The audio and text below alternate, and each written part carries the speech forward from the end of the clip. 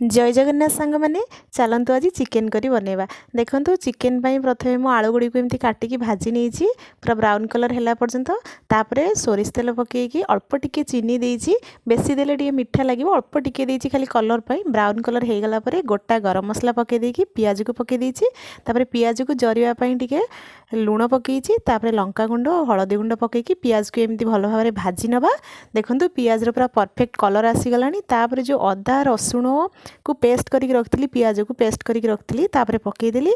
पकईदेला पूरा भलसे मसला को कषा, कहीं जेकोसी नॉनवेज आइटम हो ना माने तार मसलाटा हूँ सब इम्पोर्टेंट। माने मसलाटा जब भलसे कषि हो पूरा तरकारी पूरा एक्चुअल टेस्टा पलि आसो।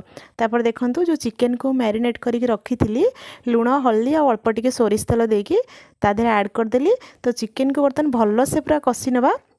चिकेन को कषि नेला परे तापर जो आलू गुडी को मु भाजी की रखी अल्प माने 20% टिके सिझी जाइथिला तेल रे, से आलू गुडी को मु पुणी चिकेन रे पकेदेली।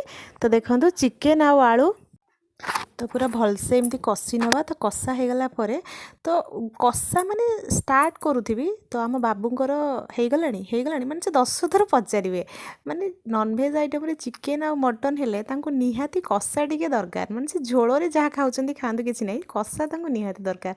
तापर देखंतु तांको पे टिके कषा खुली सारला परे आवश्यक मुताबिक पानी दे देली। तापर टिके गरम मसला पकेदेली, पानी बेसी देइनी अल्प टिके टिके ग्रेवी करछि काहेकि चिकेन रे बेसी पानी देले भल लागेनी एते। तो देखंतु चिकेन फाइनल लुक जदि आपण मानक भल लगी ताले गोटे लाइक करेंगे, शेयर करेंगे और चैनल को सब्सक्राइब करेंगे। रही जय जगन्नाथ। आ एमती चिकेन तरकारी क्या भल लगे कमेंट देवे।